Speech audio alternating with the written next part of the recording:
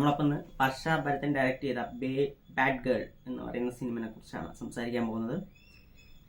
Actually ഇതൊരു പെൺകുട്ടിയുടെ ഒരു എന്താ പറയുക, ഒരു പോർട്രേറ്റ് ആണ്. അതായത് അവളുടെ life from the higher secondary തൊട്ട് എബൌട്ട് 32 ഏജിൽ അവളുടെ ലൈഫിൽ നടക്കുന്ന കുറച്ച് കാര്യങ്ങളാണ് സിനിമ കാണിച്ചിരിക്കുന്നത്. ഇൻ പർട്ടിക്കുലർ വേ എന്ന് വേണമെങ്കിൽ പറയാം.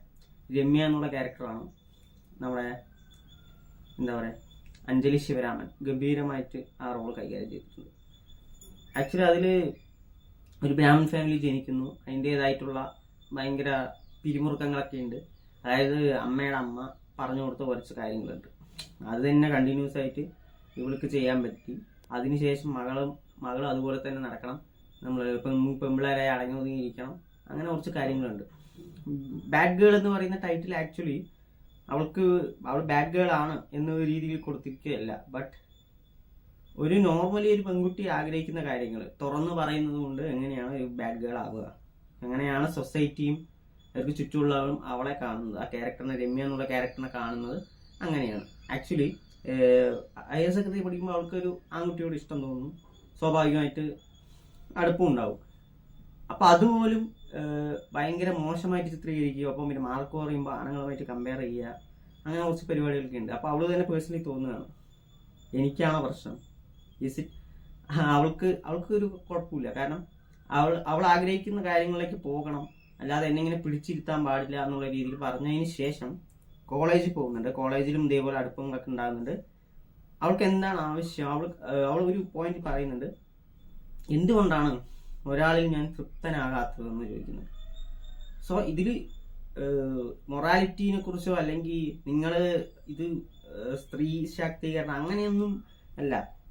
ഇത് ആ പെൺകുട്ടിയുടെ ഒരു ക്യാരക്ടർ, നമ്മൾ അതിൻ്റെ ട്രാവലിംഗ് ഒക്കെയാണ് കാണിക്കുന്നത്. സോ ഗുഡ് ഓർ ബാഡ് നമ്മളത് കാണുക, പുള്ളിയുടെ ലൈഫ്, അവളുടെ ലൈഫ് എന്താണെന്ന് കാണുക എന്നുള്ളതാണ്. അതുകൊണ്ട് അമ്മ ടീച്ചറാണ്. അതുകൊണ്ട് അമ്മായിമ്മ ഇടയ്ക്ക് പറയാറുണ്ട്, ഇത് നീയാണ് ഇതിന് കാരണം, മറ്റേ പഠിപ്പിക്കാൻ പോകണമെന്ന് പറഞ്ഞിട്ട് കളർ ഡ്രസ്സൊക്കെ ഇട്ട് പോകുന്നത് നമ്മുടെ ആചാര്യങ്ങൾക്ക് എതിരാണെന്ന് പറഞ്ഞിട്ട്. പക്ഷെ ഷീ തിങ്സ് അത് ഞാൻ അതിൽ നിന്ന് പുറത്ത് ഇവിടെ ചാടിയിട്ടുണ്ട്. പക്ഷെ മകളും അതേ ലെവലിൽ തന്നെ പോകണം എന്ന് പറഞ്ഞിട്ടുള്ള ശാഠ്യം നമുക്ക് എല്ലാവർക്കും ഉണ്ട്. നമ്മുടെ ട്രഡീഷനിലാണെങ്കിലും തലമുറയായി പറഞ്ഞു കൊടുക്കുകയാണ്. അപ്പോൾ എൻ്റെ മകള് പഠിച്ചതാണ്. പക്ഷെ അതിലൊരു പോയിന്റ് പറയുന്നുണ്ട്, എനിക്ക് ഇതൊക്കെ എല്ലാവരും പറയുന്നതാണ്, പെൺകുട്ടിയോട് പറയുന്നുണ്ട്, നീ ഇപ്പോൾ പഠിച്ചിട്ട് നല്ല ജോലിയൊക്കെ വാങ്ങി പുറത്ത് വയ്ക്കപ്പോൾ എനിക്ക് ഇഷ്ടമുള്ള ഡ്രസ്സ് ഇടാം, ഇങ്ങനെ ഇതൊന്നും പ്രശ്നമില്ല. പക്ഷെ നമുക്ക് ചുറ്റുമുള്ളവർ മറ്റുള്ളവരെന്ത് പറയും, അല്ലെങ്കിൽ ഒരു സോഷ്യൽ ആയിട്ടുള്ളത്, അഫ്കോഴ്സ് സോഷ്യൽ വേണം, സൊസൈറ്റിയിൽ എല്ലാവരുമായിട്ട് ഒരു ഇത് വേണം. പക്ഷെ അവരെ മാത്രം ഉദ്ദേശിച്ചുകൊണ്ട് പേടിച്ചിട്ട് തൻ്റെ മക്കളെ അവരുടെ ഇഷ്ടത്തിന് വളർത്താതിരിക്കുന്ന ഒരു സംഭവമൊക്കെ ഉണ്ട്. നമുക്ക് ചില കാര്യങ്ങൾ ട്രഡീഷണലാണെന്ന് പറഞ്ഞിട്ട് അത് കംഫർട്ടാണെന്ന് പോലും അറിയിക്കാണ്ട് അത് ചെയ്യിപ്പിക്കുന്ന ഒരു കാര്യമുണ്ട്. ഇതിലൊരു സീനുണ്ട്. ആക്ച്വലി ആഫ്റ്റർ അവൾ ജോലിയൊക്കെ വാങ്ങിയ ഒരു 30s നടന്നുകൊണ്ടിരിക്കുന്ന സമയത്ത് അവളുടെ വീട്ടിലൊരു ഫംഗ്ഷൻ നടക്കുന്നുണ്ട്. അപ്പോൾ ആ കുട്ടീനെ അച്ഛനമ്മേനെയും മടിയിൽ ഇരുത്തിയിട്ട് ഈ ഹോമകുണ്ടം കത്തിക്കുന്നുണ്ട്. പൂജയാണ്. ഓട്ടോമാറ്റിക്കലായിട്ട് ഈ പോകാതായിട്ട് കുട്ടി കരയും. അപ്പോൾ ഇവളൊന്ന് എടുത്തുകൊണ്ട് പോകുമ്പോൾ ആ കുട്ടി കരച്ചിൽ നിർത്തും, ഹാപ്പി ആയിരിക്കും. പക്ഷെ അതിൻ്റെ റിലേഷനിലൊരു സ്ത്രീ വന്നിട്ട് വീണ്ടും തിരിച്ച് അവിടെ കൊണ്ട് വയ്ക്കും.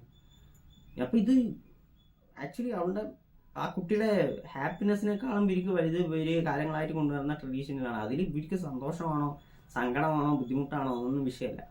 അതിനെതിരെയാണ് ഇവൾക്ക്. അതൊന്നും പറ്റില്ല. ആക്ച്വലി ഇവൾക്ക് ഇഷ്ടമുള്ള ലൈഫിലോട്ട് പോകണം, ഇഷ്ടമുള്ള ആളെ കല്യാണം കഴിക്കണം, ഇഷ്ടമുള്ള വീട്ടിലിരിക്കണം, സ്വസ്ഥമായിട്ടിരിക്കണം. പക്ഷെ അതിന്റെ അവസാനം പറയുന്നുണ്ട്, എനിക്ക് എന്തുകൊണ്ടാണ് ആര് സെറ്റ് ആകാത്തത്. അവസാനം വീട് സെറ്റ് ആകുന്നുണ്ടെങ്കിൽ ആള് സെറ്റ് ആവുന്നില്ല. അതെന്താണെന്നറിയില്ല. പിന്നെ യങ് ഏജിലുള്ള ഒരു ക്യാരക്ടറൈസേഷനും ഒരു 30 ആയതിനു ശേഷമുള്ള അത് ഭയങ്കരമായിട്ട് കാണിച്ചിട്ടുണ്ട്. കാരണം ആദ്യം നമ്മൾ ഒരു ഭയങ്കര ഇൻബാലൻസ്ഡ് ആയിട്ടോ ഇമ്മെച്യൂർ ആയിട്ടോ ഒക്കെയാണ് അവൾക്കൊരു ആഗ്രഹമുണ്ട്, ഈ ചട്ടക്കൂടിനുള്ളിൽ ഇരിക്കാൻ പാടില്ല, പുറത്തു പോകണം എന്നൊക്കെ. പക്ഷെ അവിടെ പോയിട്ടാണെങ്കിലും റിലേഷൻഷിപ്പിൽ ഉണ്ടാകുന്ന സമയത്ത് പോലും ഭയങ്കരമായി ഇമ്മെച്യൂർ ആയിട്ടൊക്കെ ബിഹേവ് ചെയ്യുന്നുണ്ട്. അതുപോലെ തന്നെയാണ് ഈ ഡയലോഗ് ഡെലിവറീസ് അതുപോലെ സെറ്റ് ചെയ്തിട്ടുണ്ട് ഈ സിനിമയിൽ. പ്ലസ് ഇതേ പെൺകുട്ടി തന്നെ ഒരു 30 എബോവ് ആകതിന് ശേഷം ജോലിയൊക്കെ കിട്ടി കുറച്ചുകൂടെ മെച്യൂർഡ് ആകുമ്പോൾ ഈ ഡയലോഗ്സിനൊക്കെ വളരെ ക്ലാരിറ്റിയും കാണുന്നുണ്ട്. സോ അതൊരു പോർട്രേറ്റ് ഭയങ്കരമായിട്ട് കൊണ്ടുപോകുന്നുണ്ട്. വർഷ ഭരതൻ എന്നുള്ള ഡയറക്ടർ ഞാൻ ഭയങ്കര അപ്രിഷ്യേറ്റ് ചെയ്യുന്നുണ്ട്. ഒപ്പം നമ്മുടെ ലീഡ് റോൾ ചെയ്ത അഞ്ജലി ശിവരാമനും അഞ്ജലി ശിവരാമൻ്റെ അമ്മയായിട്ട് അഭിനയിച്ച, കാരണം ആ പേടിയും മകളോടുള്ള ഇഷ്ടമുണ്ട്. പക്ഷെ എല്ലാവർക്കും ആക്ച്വലി പേരൻസിന് ഇഷ്ടക്കേട് കൊണ്ടോ ഒന്നുമല്ല, അവൾക്ക് വീട്ടിലേ ഇരിക്കാൻ താല്പര്യമില്ല. കാരണം അവര് ഇഷ്ടമല്ലാഞ്ഞിട്ടല്ല, ബട്ട് അവരുടെ ഇഷ്ടങ്ങൾ എന്ന് പറയുന്നത് കുറെ കാര്യങ്ങൾ അടിച്ചേൽപ്പിക്കുന്ന പോലത്തെ ഒരു ചെറിയ ഇഷ്ടങ്ങളാണ് കൂടുതലും. ആക്ച്വലി അത് ഭയങ്കരമായിട്ട് ഈ ബ്രാഹ്മൺ ഫാമിലിയിൽ വളർന്ന് അതിന്റെ മുത്തശ്ശി ഇങ്ങനെ ഓരോന്ന് പറയും, അതിന് പിന്തുടർന്ന് ഇവള് മകൾക്കും അതേപോലെ ആകും. അവൾ അതിനെ പൊട്ടിച്ചെറിയും. അപ്പൊ അതുകൊണ്ട് എന്നെ സൊസൈറ്റി അവൾക്ക് ചാർത്തി കൊടുത്ത പേരാണ് ബാഡ് ഗേൾ. എങ്ങനെയാണ് ഒരു പെൺകുട്ടി അങ്ങനെ നമുക്ക് അതിലുണ്ട്, ആൺപിള്ളേർക്കുണ്ട്. കരഞ്ഞു കഴിഞ്ഞാൽ പറയും പെൺപിള്ളേനെ പോലെ കരയടാതെ. സോ വൈ ഇതിൽ ഇതായിട്ട് വിട്ടിരിക്കുകയാണ്, പെൺകുട്ടികൾക്ക് ഇന്നതൊക്കെ ചെയ്യണം, ആൺകുട്ടികൾക്ക് ഇന്നതൊക്കെ ചെയ്യണം. എന്തുകൊണ്ട് അത് ചെയ്തുകൂടാ, നമുക്ക് എന്തുകൊണ്ട് അത് ചെയ്തുകൂടാ എന്ന് പറയുന്ന ഒരാൾ. ഇതിൽ കുറെ സീൻസ് ഉണ്ട്, അതിനെ ബ്രേക്ക് ചെയ്യുന്ന കുറെ സീൻസ് ഉണ്ട്, സ്മോക്കിംഗ് സീൻ ഉണ്ട്, അതേപോലെ കുറെ കാര്യങ്ങൾ നമുക്ക് ഉണ്ട്. ആക്ച്വലി എനിക്ക് ഈ സിനിമ അത്യാവശ്യം നല്ലൊരു മൂവി ആയിട്ട് തോന്നി. ഭയങ്കരമായിട്ടുള്ള സ്ട്രോങ് ആയിട്ടുള്ള ഒരു കണ്ടന്റ് ആണ് ഈ സിനിമയ്ക്ക് പറഞ്ഞിട്ട് പോകുന്നത്. സോ നിങ്ങൾ കാണുക, ഹോട്ട്സ്റ്റാറിലുണ്ട്. ഒരിക്കൽ കൂടെ പറയുകയാണെങ്കിൽ ഗംഭീര പെർഫോമൻസ് ആയിരുന്നു അഞ്ജലി ഈ സിനിമയിൽ ഉണ്ടായിരുന്നത്. ഭയങ്കര നീറ്റായിട്ട് ആ പോർട്രേ ചെയ്യുന്നുണ്ട് as higher secondary girl, college girl, അല്ലെങ്കിൽ ഒരു മെച്യൂർഡ് ആയിട്ടുള്ള ഗേൾ. മൂന്ന് സ്പാൻ ഓഫ് ആ ലൈഫ് അവൾ ഗംഭീരമായിട്ട് പ്രസന്റ് ചെയ്തിട്ടുണ്ട്. സോ കാണുക, കണ്ടിട്ട് നിങ്ങളുടെ അഭിപ്രായങ്ങൾ കമന്റ് ബോക്സിൽ വയ്ക്കുക.